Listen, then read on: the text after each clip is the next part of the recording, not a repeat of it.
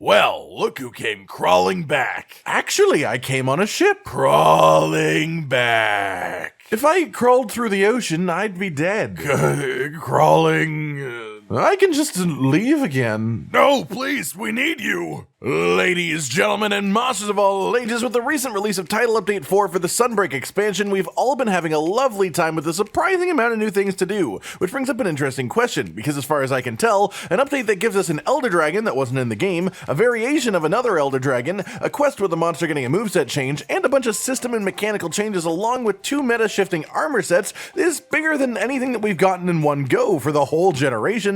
With this update, Rise and Sunbreak are starting to really fill out, really grow to feel like a game properly full with things to do, and yet I still find myself asking, what about Monster Hunter World or Iceborne? Maybe it's just the fact that, we just got Velkhana added into Rise and Sunbreak and that was a major creature for Iceborne, but I can't help but think it. For the people who've already played it, for the people who haven't played Monster Hunter at all, for the people who are just taking a break because Rise isn't quite their cup of tea, and arguably most importantly for any hunters that started with Rise or Sunbreak, is Monster Hunter World and Iceborne worth playing in this new year of 2023? And, well, the short answer is yes. The slightly longer answer is hell yes. And the proper in-depth answer is, well, the rest of this video. Of all of the Monster Hunter games that I've played, and at this point I've played everything but 4 and 4U, I cannot deny that there is just something incredibly inherently special about Monster Hunter World. Depending on your personal opinions, it may not have the best combat in the series, or the best story in the series, or the best base mechanics, or what have you,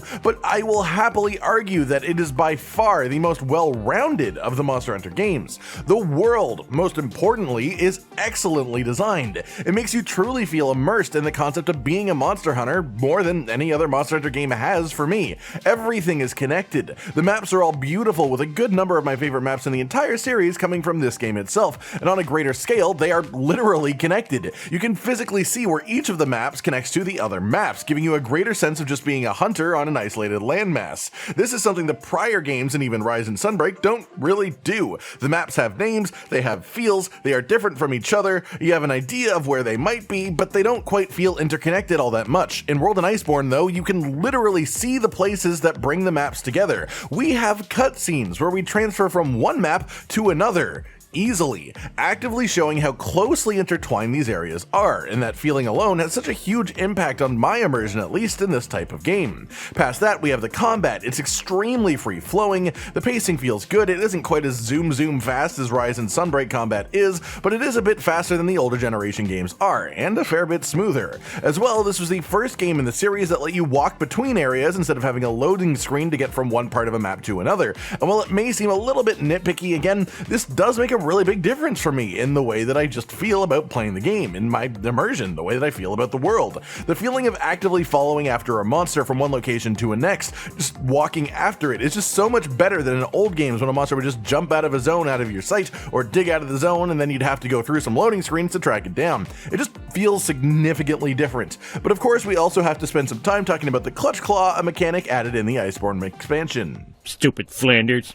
The first thing I'll say is, if at all physically possible, if there is a world where you are a console player and are able to find a copy of base Monster Hunter World and then just play it without updating the game at all, that would be the absolute ideal starter experience. Overall, Iceborne is better than base World if you can count all the stuff that was added, and you absolutely should play Iceborne. But if you can preserve your first experience with Monster Hunter World being unupdated, then it would be even more special, because the Clutch Claw is just sort of intrusive. There isn't really a better word for it. In combat, when you do enough damage, every single monster will stand sideways for a moment and a pose that just says, "Clutch claw me now, daddy, I've been a bad murderous beast." And that just throws me off so much every single time. On top of that, if you care about being properly efficient at hunting monsters, you can't just ignore the Clutch Claw either, as using it every couple of minutes or so will make your hunts go significantly faster than they would otherwise. Now, in its favor, it does work well with a few weapons, most notably Hammer, Lance, and Heavy Bowgun have quite some goodness to them as a result of the Clutch Claw, and synergized with it in a way that felt somewhat natural, with the first two having clutch claw combos that just made it a part of your attack patterns to clutch on, and the third one having a full-on build based around what it could do with the clutch claw. But enough about the clutch claw. It does matter, of course, and we had to talk about it, but it's just one part of a bigger and more beautiful experience.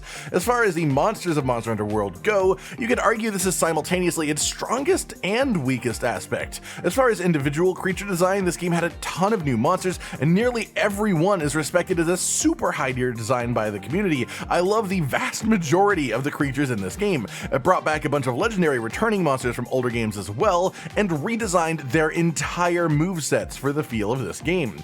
Every single monster within Iceborne looks visually beautiful, is fun to fight, at least in my opinion. The only downside here is that the actual variety of monster skeletons was a bit low. The majority of the monsters in the game could be called a fanged wyvern or flying wyvern. There were a few exceptions, of course, a few brute wyverns, a monkey in Iceborne, but it was extremely low variety on actual monster shapes compared to other Monster Hunter games. Of course, there's a reason for this, as they redesigned the entire system that the game is based around, the entire engine that it was based around, and so they had to sort of start from scratch, whereas many of the games they worked with older assets and reshaped them. This isn't a massive problem, but something to consider depending on what you care most about personally as a hunter. As for the story, I thought it was actually quite nice. Not overly complex by any means, but it gives you a memorable cast of characters that all feel tied to each other in interesting ways, like the square knot. For a game that refuses to give characters actual names, instead just having you refer to everyone by their job title or their ranking, it actually has a lot of personality in each of these characters that makes me nostalgic for the days that I had them around when I was hunting,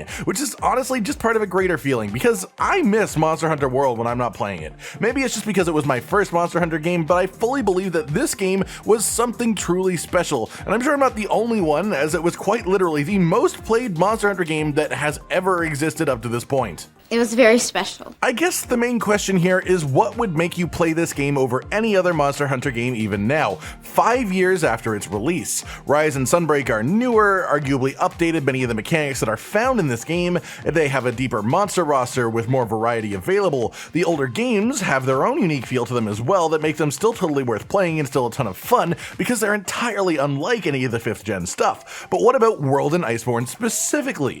Well, to put it simply, it's extremely unique in itself. The whole open world nature of it is a really big deal to me, and I think to many others as well. The way that the world feels so alive with the endemic life and the interactable area traps and hazards, the interconnectedness of the maps, it made it enjoyable to hunt no matter what your target was. In the majority of Monster Hunter games, it feels like the monster is the star of the show. In Monster Hunter Rise and Sunbreak, you could argue that it feels like the hunter is the star of the show. But in World, it's different. It's a different experience. It feels like the world that you're in is the star of the show. The monsters mattered, but it didn't feel like they were necessarily the biggest thing around you, so much as the world that you were in. That's the most important part. This is the main thing that makes it worth it over the older generation games to me, as well as a certain smoothness of combat. As for in comparison to Rise and Sunbreak properly though, it's just a totally different experience. Rise and Sunbreak are full of switch skills and silkbinds, wirefall and spirit birds. Even the endemic life has switched from being just neat little dudes running around the map doing their own things to creatures that spawn in static locations every time you load a map and are simply tools to use for your hunt. The pace of combat in these games is drastically different, and well, both are really good for their own reasons. I love both of these games for significantly different parts of them, and so when the question comes up of which of these two games should someone play if they haven't touched either, I think it comes down to what they want out of the experience. If you want a game that is blindingly fast, really fun to actually control, with tons of monsters and monster variety that you can just hop in for 10 minutes at a time and feel satisfied with, then Rise and Sunbreak are probably the right call for you.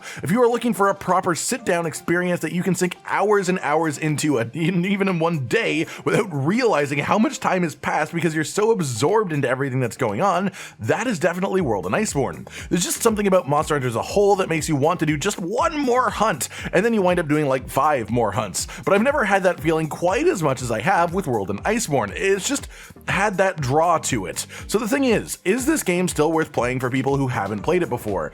Absolutely, it is a masterpiece of a game in my opinion, and graphically speaking, it's the best Monster Hunter's ever looked if that's something that you care about too. It's an extremely fun time, and you will at minimum get hundreds of hours of enjoyment out of it before you're done if you're someone who likes Monster Hunter in general. What about people that have played it before? Well, yeah, go back to it, try it again. Whether you've been feeling the nostalgia to do so or not, go on back, give it a go, see how you feel about it again. After a couple of years with Rise and Sunbreak, you may well love this change of pace back to what World and Iceborne were. The hunting feels so significantly different, but at least equally as good, and it's just a totally different style. I love Monster Hunter World, and it is still absolutely worth your time even 5 years after its initial release, but now it also has a ridiculous amount of content too, with over 2 years of continued post-launch updates, so if you're diving into it now for the first time, you'll just have no end of things to do. I hope you've enjoyed this discussion, let me know in the comments if you agree or not, but honestly in general I think it's worth playing every Monster Hunter game that you haven't before, but World is just something special that I keep finding myself going back to every once in a while, no matter what.